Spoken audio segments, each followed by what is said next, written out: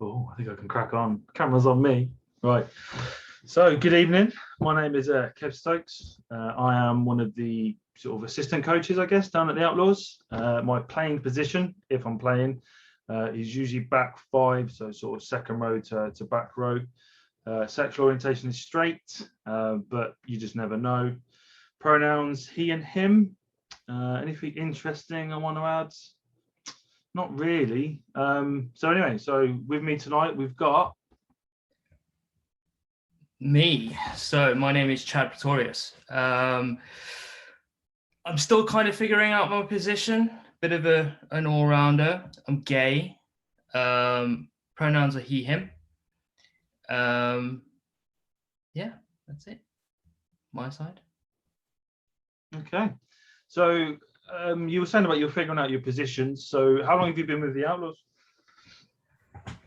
I have been with the Outlaws for probably around about 9 months now. Yeah.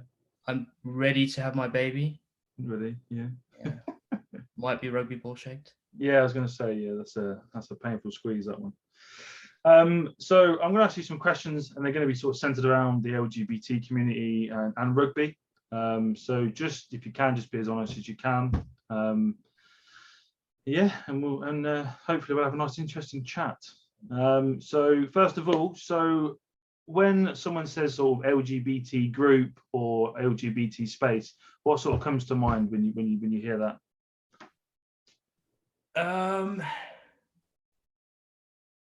Automatically safe space. Okay. As somebody that obviously knew I was gay as a teenager, I've always I get to kind of choose my second family amongst friends and people that I feel safe with. So it's it's very much a safe environment for me. Okay. Yeah, that's interesting. And I suppose I've never, from my point of view, I suppose I've never really thought of it like that. So when you think of a traditional rugby club, what comes to mind when you think of a traditional rugby club, whether it's like a local club or something else? So being born in South Africa and having older brothers and my dad and even my father-in-law now, all went to mainly boys' schools, private schools over there, always part of rugby games. And I used to go and watch, and it's very straight, very masculine.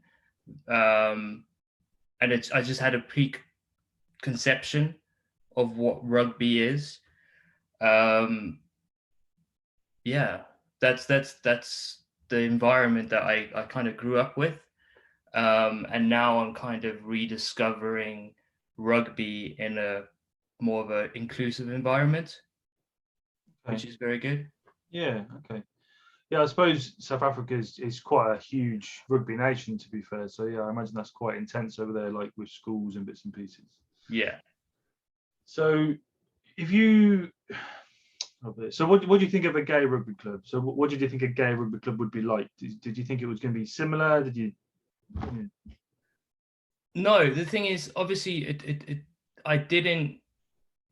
It was only a couple of years ago that I discovered gay rugby clubs.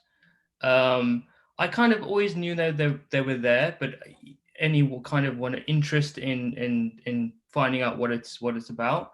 I don't know if I had any preconceptions as to who would be on the team or what it would look like.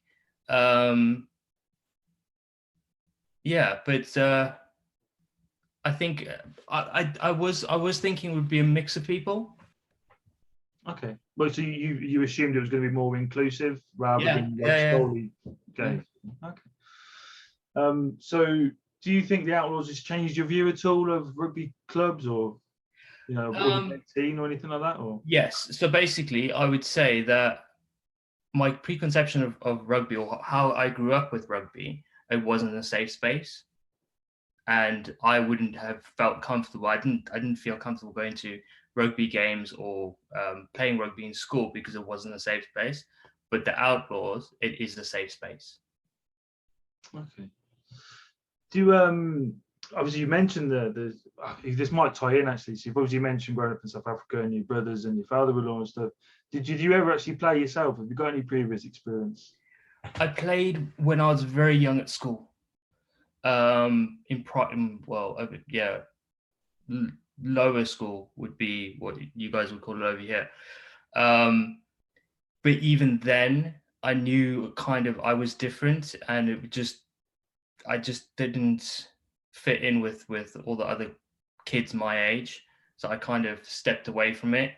I ended up joining the swim team, which was even more weird. But the only sport that I kind of grew up with, even when I came over to England, was swimming. Okay. Just because of the kind of environment and preconceptions of rugby. As I said, it wasn't a safe space for me. Okay. Well, it's good that it's changed, obviously. That's massive, and you're still with us, which is obviously fantastic. So going back to like your first ever training session or your first time sort of meeting the gang, what were you feeling then? What was that like? I think going into any kind of meeting new people, or going into, when you start a job for the first time and you feel like the new kid, or you change schools. Mm-hmm. It's like that. Okay. But I must say, I remember it was a Sunday. I went down and just watched everybody having a practice. And I ended up speaking to, I think the first person I spoke to was Simon Chappers. And then after that, I spoke to, 2 or 3 people. And soon I was like, okay, this looks good. Nice lot. I definitely want to, take up. Okay. That's good. I mean, I think Chappers tends to get in there quite quick with everybody. Yeah. It's not a terrible face for the club, to be fair, but we might have to vote on a change at some point. So you've come down, you've had a watch, you've spoken to a few people. You've now been to your first training session. How did you feel after that? How did you feel that went? It was good. It was, I really, really enjoyed it. I think one of the side reasons of wanting to get into some kind of sport, or is just to get more active. I always had an interest in it, but it was kind of like I didn't expect to enjoy it so much as I did after the first game. And like quickly I've made some nice friends out of it. And it's it's a nice family, it's a nice community. And even if you don't see them every single week, there's some people that I text, and friends on Facebook and all that kind of stuff. So it's nice. Yeah, no, that's great. That's not to sort of steal the thunder, but I said something very similar. Like even when the rugby season's not on, you still feel like you're part of this community and stuff. Yeah. So you're still a relatively new member yourself. I think that's fair to say. Again, with COVID and everything that's going on, unfortunately, it's hindered training the bits and pieces. But if you were, to give some advice to a new member who's watching for the first time, like you were, or there was someone who was thinking about taking up rugby, what would you say to them? I'd probably say just give it a shot. You'll probably be nervous as hell on your first day. You might have preconceptions, negative, but unfortunately, that's just the sometimes heteronormative world that we've grown up in. But don't let them, just throw yourself in. And I think you would always be welcomed. I think everybody that I've seen join, even after me, within the first 10 minutes, they've kind of made a friend, and felt made to feel welcome, which is really cool. That's awesome. I feel like I want to rejoin the Outlaws now. I like that. Okay, so this could be a tough question. You've got 3 words and you need to describe the Outlaws.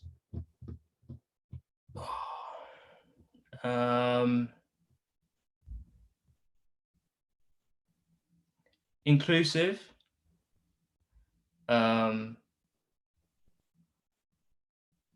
determined. Okay. And it's fun. It really is fun. Yeah, good. That was excellent.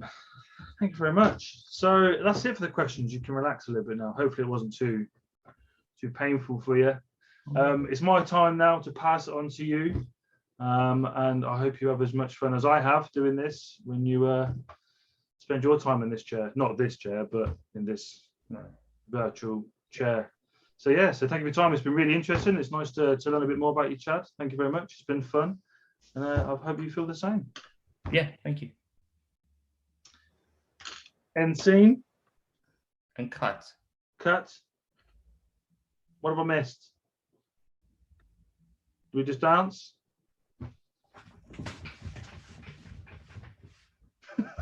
No?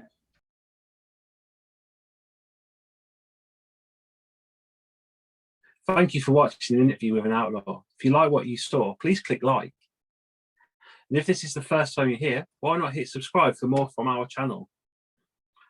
We release 5 every Friday, so let's see who will pass it on next.